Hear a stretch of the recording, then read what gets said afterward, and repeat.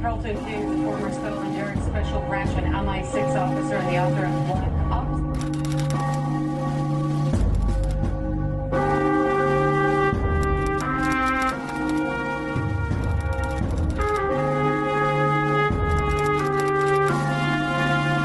I was undercover for Special Branch in jihadi organisation.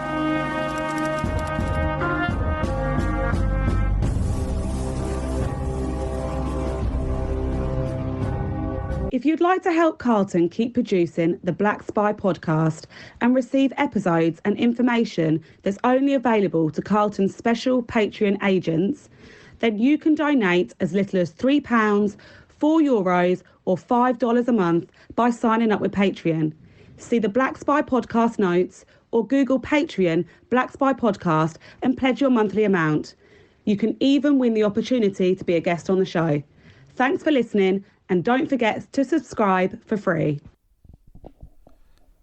My name is Carlton King, and welcome to the Black Spy Podcast, the show that shines a light on the world of secret intelligence, national security, and armed governmental personal protection operations.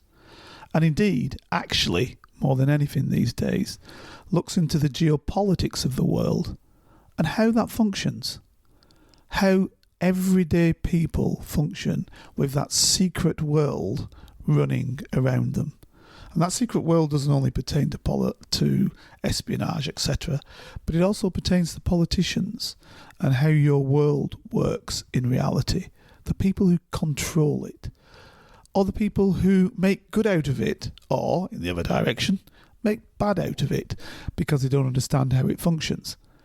What I try to do in the show is to give you that understanding, to let you see how the world really works, sometimes in the secret intelligence world, or that world of national security that tries to make sure that we're all safe, or you could argue puts a lid on the things that may well go wrong, or I look at it from the perspective of, protecting those individuals, those politicians who make those decisions throughout the world. So sometimes we have guests on who speak about that.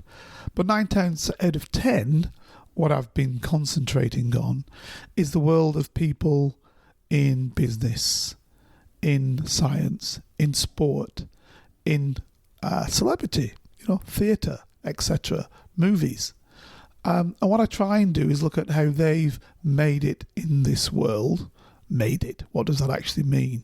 How they've advanced, maybe, how they've made money, how they've made a name for themselves, how they've changed how their world worked to the way it works now for them.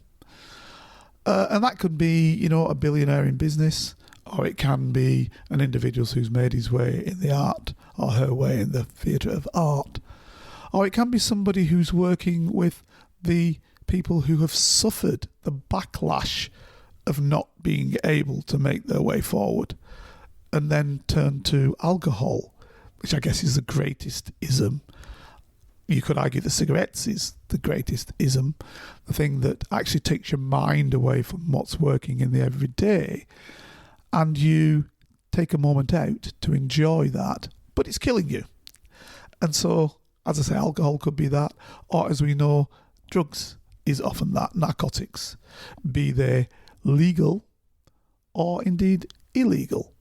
So throughout the show, throughout the episodes, I've had individuals from all of these sort of areas, and I've asked them pertinent questions, how they have fallen into that game, or how they have helped people try and come out of that game. And this season, which is season 5, and time does fly, is no different to that. So in this season, what we looked at individuals who have oftentimes, ameliorated the system. So the first thing I did, along with Dan the Man, and usually at the end of season, which this is, end of season 5, we generally have Dan the Man on board, and he looks at what has happened throughout the season, looks at the individuals who've contacted me, and tries to see what we can answer on their behalf. Dan the Man isn't here on this occasion. he is. It's holiday season, on holiday.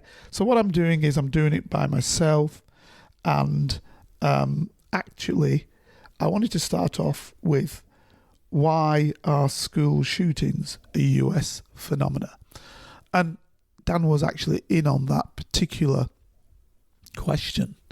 And he asked some of the questions which he'd got from viewers and some which he had in his own mind, listeners I should say, as to why the US is the country whereby this is an absolute, literally everyday occurrence. And obviously you'll need to listen to the episode, but we came up with several little aspects, several little ditties. And I think one of them is, it's not even necessarily the preponderance of arms, because there are some countries like Finland where everybody has arms. You know, even maybe somewhere off the wall that's in warfare, like Afghanistan, where a whole host of people have arms, or Bosnia, where there's been a war in the last 20 years, Bosnia-Herzegovina, and indeed you could argue that throughout the whole of what was the Balkans, what was Yugoslavia, where they have a lot of access to firearms. But again, people aren't killing each other every day in school shootings. To some extent, Germany has a lot of arms, a lot of clubs which people take part in. And I think to date, we've had one school shooting about 20 odd years ago. We had such a thing in the United Kingdom. It was an infant school. An infant school is kind of when you start school and work your way through, for those of you who do not know the British school system. So you could be starting at 5, and a guy who was from a gun club came into that school many moons ago now, and basically shot up everybody in that school and killed a whole load of young children. And then overnight, practically, a whole host of firearms were banned. And I think that's correct. You know, personally, that's my view. I think it's correct that people shouldn't have access to, definitely, you know, high velocity military weapons, assault rifles, etc., etc. I mean, what are they there for other than to kill people? And I mean that literally. I mean, find me another reason for an assault rifle. Or if you call me to say there's another reason for an assault rifle, and I'll tell you you're lying, because there isn't such a reason. Because they're designed to kill and maim people, not animals, people, in a way that flesh can often not be used thereafter. So you could argue there is a reason for a weapon, let's say a shotgun firing pellets, which people use to kill various animals to eat them. Or a rifle, which are used to kill various animals and eat them. But there isn't such a use for an assault rifle, because that's designed just to kill people. So why would anybody need such a weapon, is my question. Now, yes, I know there are countries that have them, and yes, I know there are countries that have such weapons available. Yes, I know there are countries where you can have such a weapon. But again, the psyche isn't such that people are killed. So the question was in that episode, why in the United States does this bring about such a problem? And I think we came to the conclusion that one of the biggest problems of the US is machoism. I don't just mean that in the sense of only males can shoot them, because as we know, one of the things that people say started this phase, I know people were shot before at schools in the United States, but one of them which one recalls, and of course the Boomtown Rats did a song about it, I Don't Like Mondays, which is what the individual said when she, and it was a girl, was actually caught, and she surrendered herself when the police took over, and when she'd shot X amount of individuals, was that I don't like Mondays. So, but the vast majority, obviously, who do this, and I say obviously because it's factual, are males, and males kill in the United States a lot of people. It tends to be white males for whatever reason. And I bring race into it because you can go on any Saturday night and see a lot of people shot dead in black areas of the United States, cities that have a preponderance of black people, but it's not generally them aiming at children. The preponderance of shooting down children in a school or young people in a school is generally related to oftentimes even middle-class white people. youths who, for whatever reason, are angry and go into school and shoot up their mates and kill practically everybody in there. Or worse still, shoot infants and kill them for seemingly no reason. So that's the only reason I brought that in, because, you know, there are people being killed out with school shootings all of the time in the United States. I think the figures are generally around 30 to 40,000. I know 10,000 is a big span, but it's generally around the 35,000 a year are murdered in the United States with weapons. Now, let's look at this and let's say to ourselves, when 55,000 Americans died in the Vietnam War over several years, it was a price too high to be paid. But every year, they are losing in terms of citizens around half of that, well, not 3/4 of that figure. And it seems that the politicians that is, are incapable of stopping that. And that seems to me to be ludicrous. So the episode concentrates on that. And if you haven't seen it, you should, because listen to it, you should, because it's a great episode. We then jump, and what we did then is, what I wanted to do is look at the trials and tribulations of a woman. You know, I'm an equal opportunities guy. I like for us to talk and see and understand what everybody's predicament is. And this one was a woman who had escaped being brought up in care, but was brought up by her grandparents, sometimes by the mother, because and then at a young age, relatively young age, at 15, she left and was helped by the state to have her own place with another person and made her way through. And what I wanted to look at was, how do you do that? What are the trials and tribulations? I mean, too much today, I think, we infantilise our youth in the West. In other words, we make them into children. And we seemingly assume that because you're young, you can't do anything. Oh, she was young and she made her way through, and now she owns a bit of real estate and her own hairdressing salons, etc. And along the way, she found her way through and learnt how to live in a world that wasn't necessarily from the beginning very sympathetic to her, because of what her mother's actions were. You need to listen to it. I did it in 2 parts because I actually found it quite actually fulfilling in some ways, because I think that what it did is it said, just because you start at A doesn't mean to say you stay at A.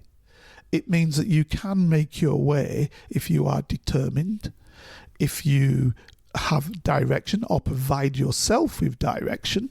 Because originally in that particular episode, she did not have her own direction, but she found her self-direction, which I found extremely interesting, and then set herself the goal and the task to make sure that she did not fall foul of the system, i.e.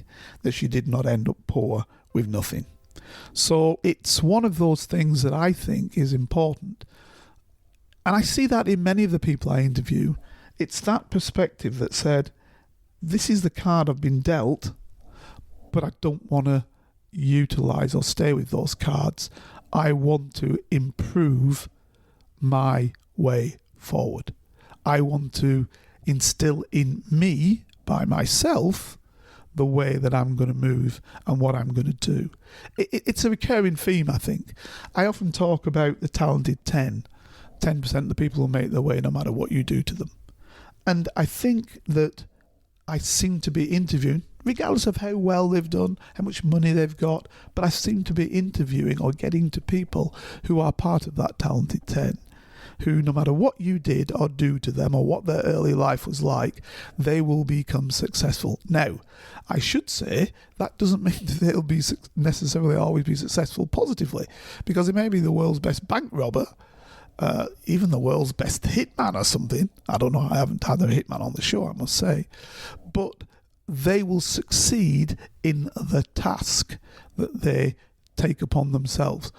Now, sometimes it might be that they succeed in that particular task because other avenues are not open to them. And that is often the case with some groups, particularly blacks, I would say, who have a history of for the last 300 to 500 years. Let's not exaggerate the task. 300 to 500 years before that, blacks had a lot of power within certain regions. If you go historically all the way back, we could go back to Roman times, to Egyptian times, and they were blacks who ran the whole world system nigh on as far as they perceived it. Obviously, the Chinese ran their area, and the Europeans ran some of their area. When I say Europeans, because you can be black and a European, you can be black and a Chinese. So what I'm saying is that if we're just looking at colour, they had that. But the reason why I mentioned colour on that is because the slave trade, the Atlantic slave trade, changed everything. Because before that time, black, white was oftentimes immaterial. It became material when they designated a certain people inferior, i.e. in this case blacks, and therefore put limitations on what they could do, which is why I was talking about that. So in practically every Western country, from South America to North America to Europe to some extent, depending on where you were in Europe, to some parts of the Middle East, it wasn't like that previously, but did become, after that trade became in, they are mixed race people, Middle Easterners. So it was only left for the absolute black people, but others who have mixed race, we would call them blacks if you lived in America, but when they're not in America, they're not called that. There were limitations put on them for that period of time, 150 years back to, let's say, 300 to 500 years, depending on where you were. And then through colonialism, you got that expanded. So, the blacks who are indigenous to, say, Pakistan, or to what is today Pakistan, or to India, who had good roles, became then lesser role, etc., etc. And you could see that in Australia. So these people, because of that extremely nasty perspective that blacks were worse than anybody else, they were limited. But what I'm saying is, even with those limits put on them, the talented 10 within that wedge of society, which people call race, I don't believe in it, I think it's a nonsense, a biological nonsense, but a political reality, within that segment of people call that, they achieve, regardless. And I think I spoke in one of the shows about Thomas Edison and the fact that he had invented the light bulb, but many people don't know that light bulb lasted for about 30 seconds, and it was a guy by the name of Latimer who actually was the one who made the filament that allowed that light bulb to keep working for, in his case originally, 6 or 7 months, and then thereafter years. So if you look at a light bulb today, it doesn't say Edison on it, it says Latimer, because it's the filament that allowed it to be a successful object. Now yes, that guy Latimer was a black guy, but he never got his name on the invention as such. He was able subsequently, because the light bulb had to come out, to say to him, to Edison, I want my name on the bulb. Yeah, so that's the way that ended. But this guy was, pushed down in every way you can imagine, but still rose to the top by being an inventor. So what I'm saying is, this talented 10, men or women, make their way forward regardless. And I think the story of the life, and as I call it, the hard times of Yvonne Vonnie Walton proved that no matter what you did, she was going to come to the top. I then had on a great guy in terms of he's willing to come at the establishment, albeit he is, you could argue, of the establishment himself potentially. He's been to the best schools, he's been to the best universities in the United Kingdom, but he is a royalist, he is of the state, but does not want the royals and the state to run amok, in the sense that he still believes in the democratic principles of the world. So the man's name is Andrew Lownie, and I had him on the show. His claim to fame is varied. Basically, he's the number one literary agent in the world. And I said the world. He basically also is a publisher, writer in his own fact as well, which is why I'm saying he holds people to account. And some of his books, if I give you the idea of some of his books, about Lord Louis Mountbatten and his wife, example, will tell you that. The traitor king, which he called the King of England who abdicated, Edward VIII. And so you can see that he is not cutting any quarter for individuals in the British establishment when he writes many of the books that he does.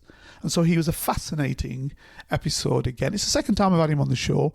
The first time we looked at all aspects of geopolitics, because he also writes about secret intelligence, so we had a great look at that as well in the first episode, which was in a previous, I think it was in season 1, by the way, when we did that. But we came back this time in season 5, and as he said he would do, because he was running a case that he had, the government was trying to prevent him from looking at some files relating to Lord Louis Mountbatten, and he was able to partially get to grips with looking at that, albeit that it cost him a phenomenal amount of money, £250,000, to be able to do that, of his own money.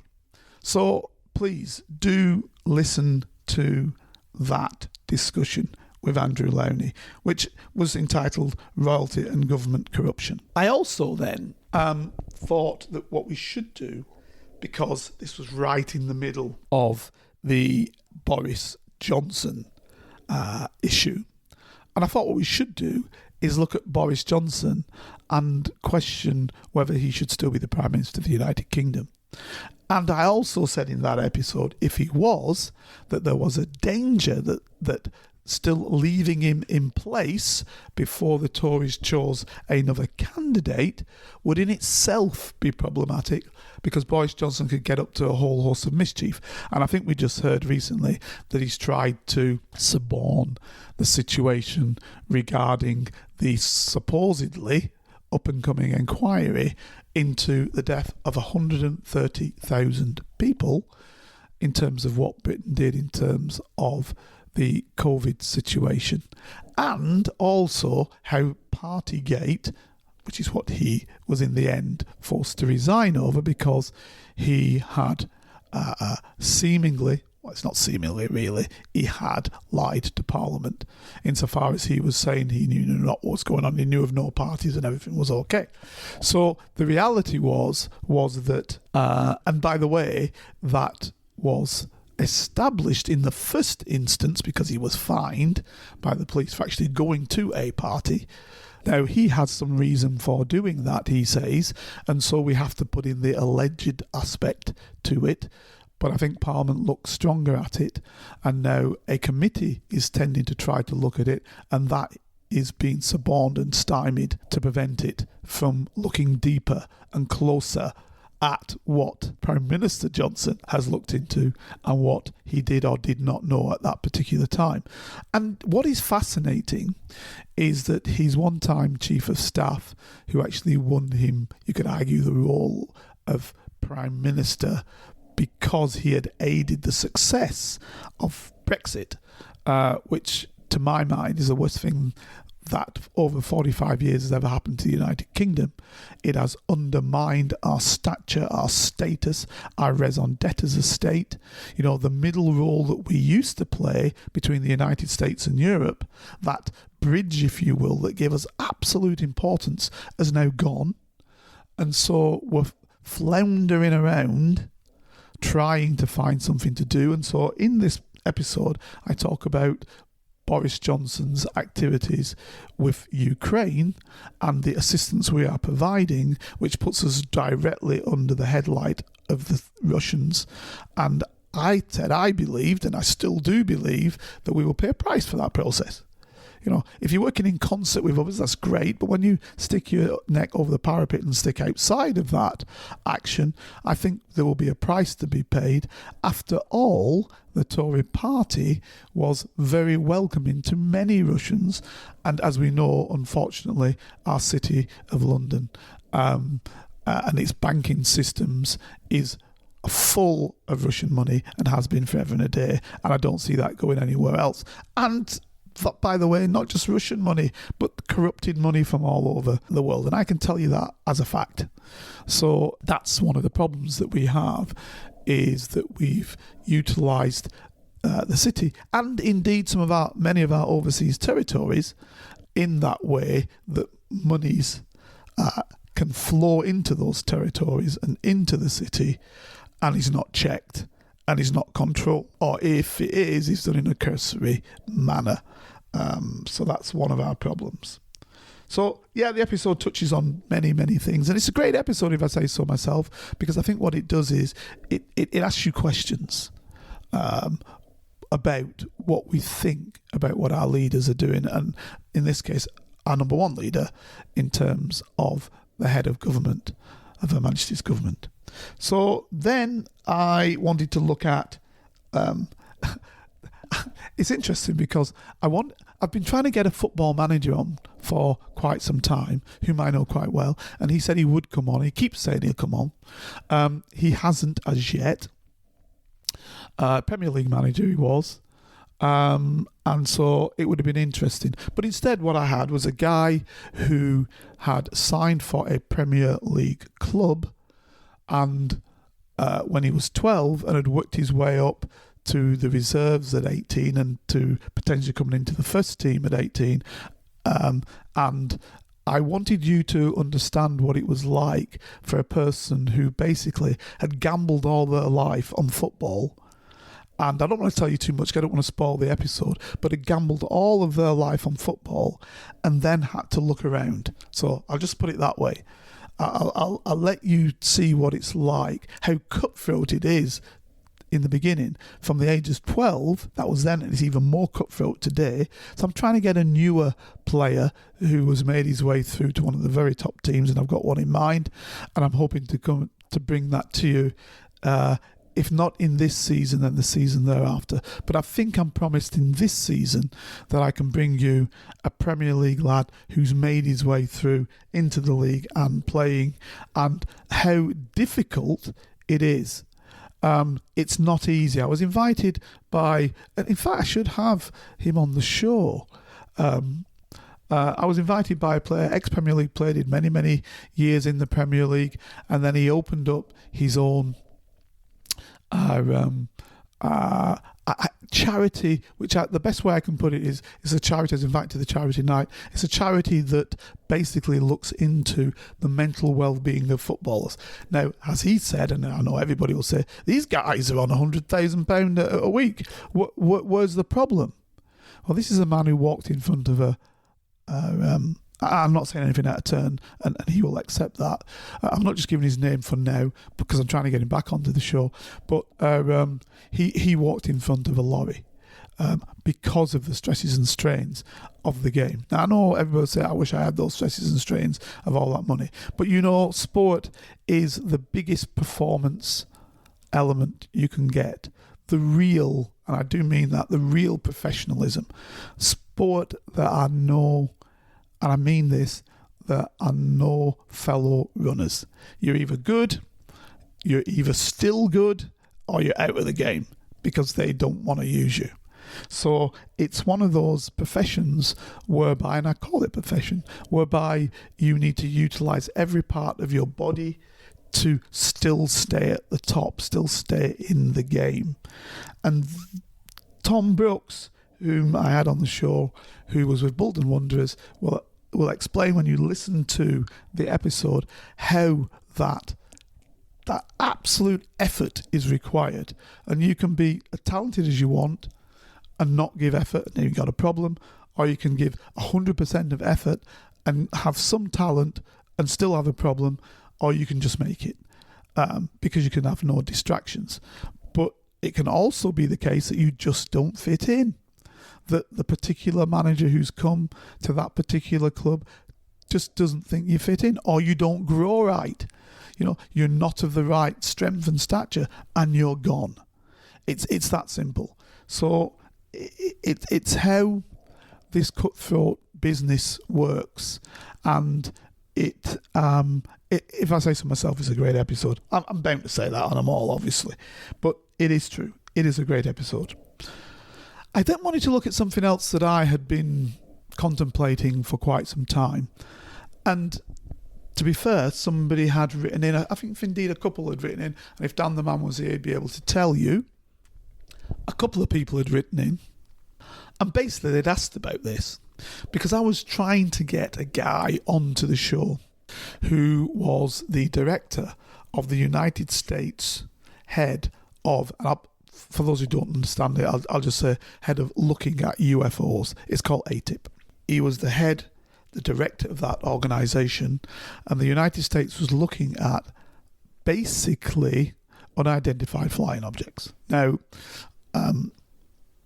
that's what a UFO is. It's called ATIP now, and if you listen to the show, I'll explain why it's called ATIP. But the thing is that the guy who's an ex-intelligence officer who ran the operation won't openly come out and say 100%, because obviously, as we all are who've been in the game of secret intelligence and national security, you have various security restrictions on you. But if you wanted a bigger hint, he's given it to you, that there are things he thinks are potentially not of this world, or, more importantly, things that he cannot explain as being of this world. And take into account he had access to Army, Air Force, Navy, Marine, technology and information. Okay, and the public sector's technology and information to look at were some of these objects which had been seen and reported to him, because he and his team were investigating them, where they might have come from. And his understanding is that they were not from the most advanced military in the world, the United States. So where did they come from? And if they were enemies, then why were they showing themselves? What the United States would call enemy countries, why were they showing themselves? So the reality is that what I wanted to do was to look at this from a perspective of critical thinking. And I'm going to do at least one per season. And it's a critical thinking on a subject. So what I want people to do is to get away, to throw away all of the cobwebs of what you're told and think outside the box. So in this episode, you're looking at, why are we the only people in this vast universe? Why should we be the only salient beings in terms of having the capacity to travel millions of miles? Why are we the ones, or why do we think we're the ones who can make machinery can do that even if we can't do that ourselves? Why is it that scientists turn around and say, oh, well, there's no life on that planet because there's no water? Are we so arrogant that we think only life can be like on our world? Because there's no water, what does that mean? It means nothing. It just means that a being, a body, can be from a different type of biological makeup. So therefore, that particular show talks about what we need to do to think outside the box, to think where we might be going, and to think what might be in our universe. And I did the show with Dan the Man, and he also put some interesting elements and factors in place to suggest that we may not. We also spoke about another guy called Richard Doherty. He was a special agent of the US Air Force's Office of Special Investigation. And he said he specifically had the task from the US Air Force as a special agent, that is, their investigators who investigate the most super sensitive of elements, as well as secret intelligence and national security for the Air Force, for the US Air Force. He came out and has said, to ridicule, of course, and this is always a problem, to ridicule, that he was aware of various elements. And more importantly, that they had in the Air Force at the time a body of individuals whose job it was to look like they were aliens. I know that sounds crazy, but in other words, to make other people appear crazy, to put them off the scent, if you will. So those are the type of things that we observed, investigated and spoke about in that particular episode, which, again, you've got to learn to think critically and outside of the box. That was the whole point of those particular episodes will be the whole point of it, is to think outside of there. Yeah, some of you may say he's lost it, he's gone down that road, down that, down that rabbit hole, and thinking crazily. But no, what it's about is thinking beyond. So we're going to do some more of them. On different subjects, of course, but we'd started with a subject which we thought would be interesting, and I hope that it was. In fact, I believe it was, but listen to it so you get the feel for it in that one. So the next one on our list then was somebody I've been trying to get hold of for quite some time, and I want him to get back for part 2, was a guy by the name of Wayne Okell. He's an MBE in the United Kingdom, and people from the United Kingdom know, he's awarded for that, for his activities. And basically his interest was helping UK Special Forces, SBS, SAS, you could even say the Marines, potentially also you could suggest that relates also to the paratroop regiment, the Special Forces of the United Kingdom, the rapid reaction forces, the ones who are already ready to go to war, to actually prepare them for warfare at a very, very high level. So to prepare their bodies for that, prepare their exercises for that, prepare their mentality for that. So that's what we were dealing with in this episode. And Wayne spoke a lot about various factors. Some of them quite sensitive.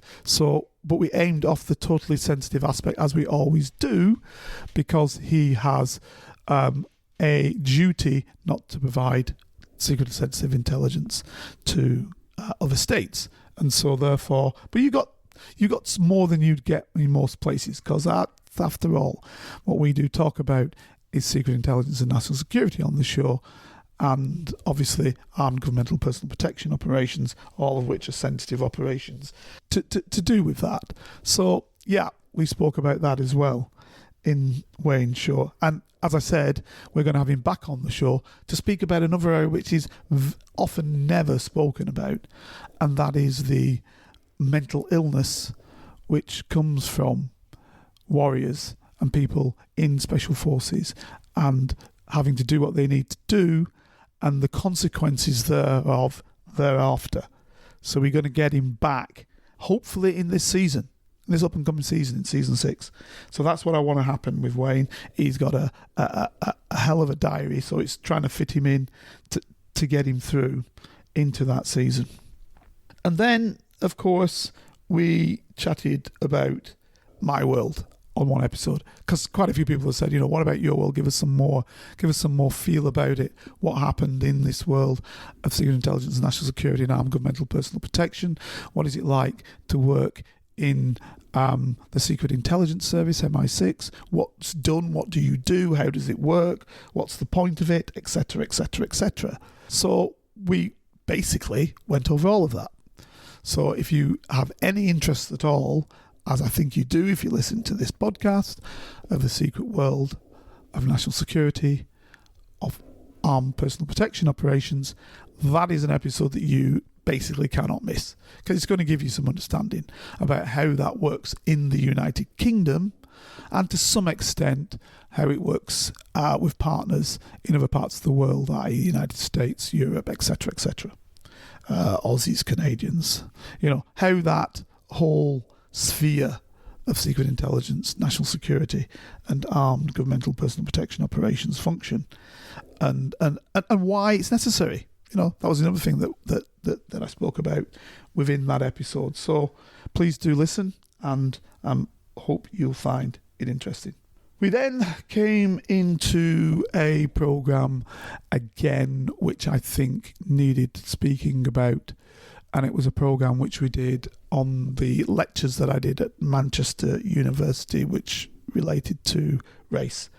And I put forward my perspective that I think race in itself is a nonsense, a biological nonsense, that, we are all the same, that race as a biological aspect was something defined in much later years in the 19th century, but that politically it was an absolute reality, and that reality has meant the death of millions of people, and it's meant hardship for millions of people, and its recurrence is still felt today.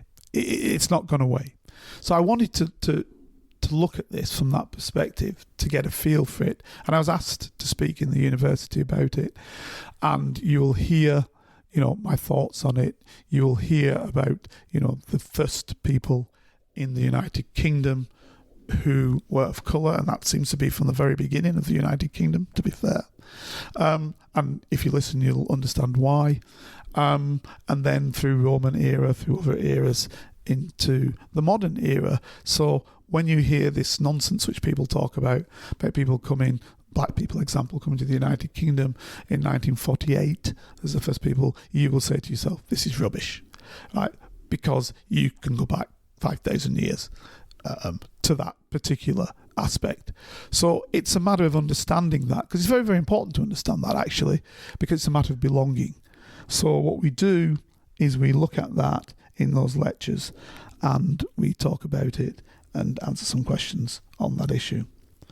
And then finally, in the last 2 episodes of this season, what I wanted to do is look at the creation, if you will, the first generational creation of British soul music, taking from the United States soul music, how the British soul scene functioned. And I got on board a guy who'd been in one of those British bands who'd had some measure of success. The band was called Spooky, and the guy's name was Trevor Williams. And he explained, I think in a fantastic way actually, how he moved forward, why he made the decision to get into an 8-piece soul band, how it functioned. Indeed, when he was born, how his parents basically worked very, very hard to get to where they were. But his mother, who was a very smart woman indeed and had worked her way through, thought that what he was doing was a waste of time, how his father supported him to some extent, but of how, in the end, after the 2 episodes, please do listen to both, you will see how the success was going to be there. It was all the way through, but how little things can change that bigger picture. So in these 2 episodes, which if you're interested in any type of music, but if you're definitely interested in soul music, you'll find them very, very interesting. And you'll find it interesting how the wind of change happens, how you can flow in one way, be successful, but in another way, how it can be taken, and how you can then get back again on the roller coaster and maybe make your way through. So I'm not going to say any more because I don't want to spoil the story, but what it does do is it gives you an understanding of that particular genre and how difficult it is to work in it. As I say, in all these genres, to be successful, there's ups and there's downs, and you've got to work with them. And Trevor was no exception to that, how he worked his way through, and you can see his story in the end as to where it got him to. So that was basically season 5. I'm hoping that you'll stay tuned and listen to season 6.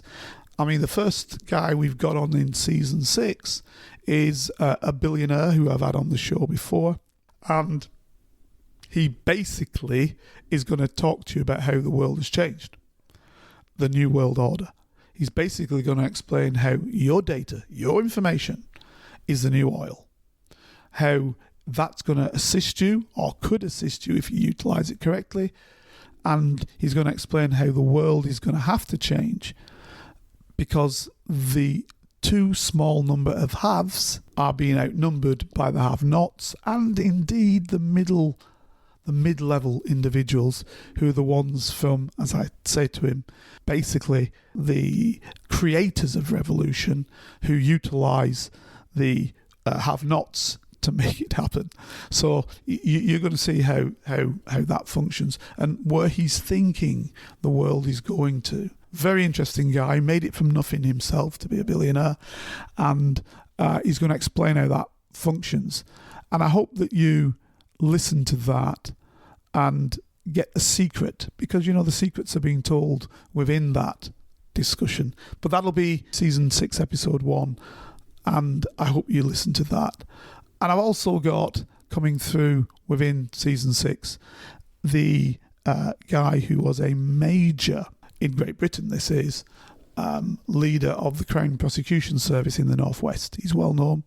He'll be coming on the show as well, and he'll be speaking about some of the major cases that he dealt with in the Northwest of England regarding the Crown Prosecution Service. That is the body which is like district attorneys or Staatsanwalt in Germany or investigating magistrates, but they don't investigate in France.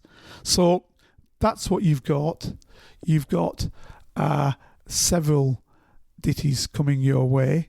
So I hope you tune in, and I hope you've listened to what we had on season 5, and that you'll dig into some of those, and indeed dig into the seasons before, because if you want to learn how this world really functions, this is the show to listen to.